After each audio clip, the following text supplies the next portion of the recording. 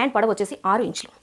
వచ్చిన 6 ఇంచులకి ఫస్ట్ చివరన హెమ్మింగ్ చేసుకోవాలి అనుకుంటే 1 ఇంచ్ ఎక్స్ట్రా పెట్టుకోవాలి. హెమ్మింగ్ అవసరం లేదు, దానిని జస్ట్ కుట్టి తిరగేసుకొని లేస్ వేసుకుంటాము అనుకుంటే కనుక ఒక 1/2 ఇంచ్ ఎక్స్ట్రా పెట్టుకుంటే సరిపోద్ది. ఇప్పుడు మనమైతే హెమ్మింగ్ కోసం తీద్దాం కాబట్టి 1 ఇంచ్ ముందుగా మనం మార్క్ చేసేసుకోవాలి. అంటే ఈ పీస్ వరకు మనం ఎక్స్ట్రా లోపలికి ఫోల్డ్ చేసి హెమ్మింగ్ చేసేస్తాం.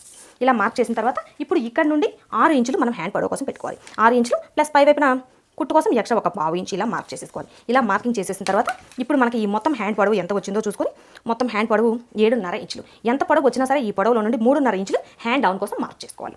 వచ్చిన ఈ 7.5 ఇంచుని ఇలా పేపర్కి చివరన పెట్టేసి 3.5 ఇంచుల దగ్గర ఒక మార్కింగ్ పెట్టేసుకోవాలి.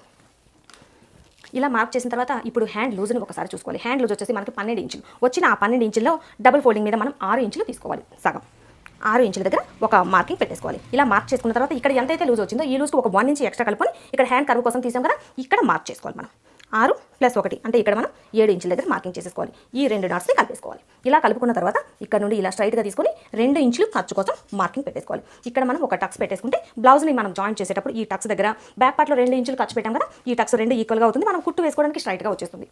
ఇలా పెట్టిన తర్వాత ఇప్పుడు ఈ హ్యాండ్ పొడవు దగ్గర నుండి ఈ టక్స్ వరకు చిన్నగా కర్వ్ తీసుకోవాలి.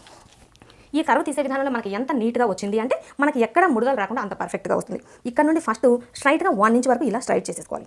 ఇక్కడ నుండి కొంచెంగా డౌన్ చేసుకోవాలి. ఈ మార్కింగ్ కంటే ఒకేసారి ఇలా డౌన్ వెళ్ళకూడదు, అలాగని ఇక్కడ నుండి బాగా ఇలా హైట్గా వచ్చేసేయకూడదు. దాన్ని బట్టి చూసుకొని మనం ఈ హ్యాండ్ కర్వ్ని తీసేసుకోవాలి. ఇక్కడ నుంచి కొంచెంగా డ్రా చేసేసుకొని ఫస్ట్ ఇలా చిన్న డాట్స్ పెట్టుకున్నామంటే మనకి నీట్గా వచ్చేస్తుంది. ఆ షేప్ ఒకేసారి డ్రా చేస్తే కొంచెం అటు ఇటుగా రావచ్చు. అందుకోసం ఇలా చిన్న డాట్స్ పెట్టుకున్న తర్వాత ఆ తర్వాత మనం మొత్తం ఈ డాట్స్ని కలిపేసుకోవాలి. ఇప్పుడు మనం మార్క్ చేసుకున్న ఈ పీస్ని కట్ చేసుకోవాలి. ఇలా కట్ చేసుకున్న తర్వాత మనం ఎక్స్ట్రా హెమ్మింగ్ కోసం పెట్టాం కదా మార్కింగ్, ఇక్కడ ఒక టక్స్ పెట్టేసుకోవాలి. అలానే ఖర్చు కోసం పెట్టాం కదా, ఇక్కడ ఒక టక్స్ పెట్టేసుకోవాలి. ఇప్పుడు ఈ హ్యాండ్కి ఫోల్డింగ్ దగ్గర ఒక టక్స్ పెట్టుకోవాలి.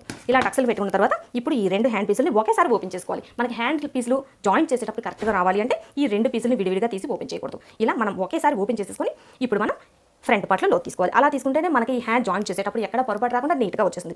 ఈ టక్స్ దగ్గర అలానే ఈ మధ్యలో టక్స్ పెట్టాం కదా, ఇక్కడ నుండి 1 ఇంచ్ దగ్గర ఇలా డాట్ పెట్టేసుకొని ఈ మార్కింగ్కి ఈ డాట్కి మధ్యలో ఇక్కడ ఒకసారి కొలుచుకోవాలి. ఇక్కడ వచ్చేసి 30 ఇంచ్ లోతు ఉండాలి. మనకి 30 ఇంచ్ లోతు ఉంటే ఫ్రంట్ పార్ట్లో ముడత రాకుండా నీట్గా వచ్చేస్తుంది. ఈ 30 ఇంచ్ దగ్గర నుండి ఇక్కడ నుండి వచ్చేసి ఇలా లోపలికి పెట్టేయాలి. యూ షేప్ మనకి జస్ట్ ఇలా యూ వస్తుంది కదా, అలా ఇక్కడ నుండి లోపలికి ఇక్కడ నుండి బయటికి మార్క్ చేయాలి. చెయ్యి కొంచెం మనకి ఎక్కువగా తెలియదు కానీ జస్ట్ ఇలా ఇక్కడి వరకు ఇలా ఈ షేప్లో రావాలి. ఇక్కడికి వచ్చిన తర్వాత ఈ షేప్లో తిరగాలి. ఇప్పుడు మనం మార్క్ చేసిన ఈ పీస్ని కట్ చేసేసుకోవాలి. కట్ చేసేటప్పుడు కూడా ఈ టక్స్ పెట్టాం కదా, ఇక్కడి వరకు కట్ చేసిన తర్వాత ఒకేసారి ఇలా షార్ప్గా తీసేసినట్లయితే మనకి ఇక్కడ కొంచెం బొగ్గలుగా కొంచెం పైకి వచ్చినట్లుగా వస్తుంది. ఇక్కడ నుండి చాలా చిన్నది ఈ చివరి వరకు కత్తెరని తీస్తే మనకి ఇక్కడ ఫినిషింగ్ నీట్గా వస్తుంది. ఇలా కట్ చేసిన తర్వాత ఇక్కడ ఒక టక్స్ పెట్టేసుకోవాలి. స్టిచ్ చేసేటప్పుడు ఈ పీసులు మనకి బ్లౌజ్లో ఫ్రంట్ పార్ట్ వైపున జాయిన్ చేయడానికి వీలుగా ఉంటుంది.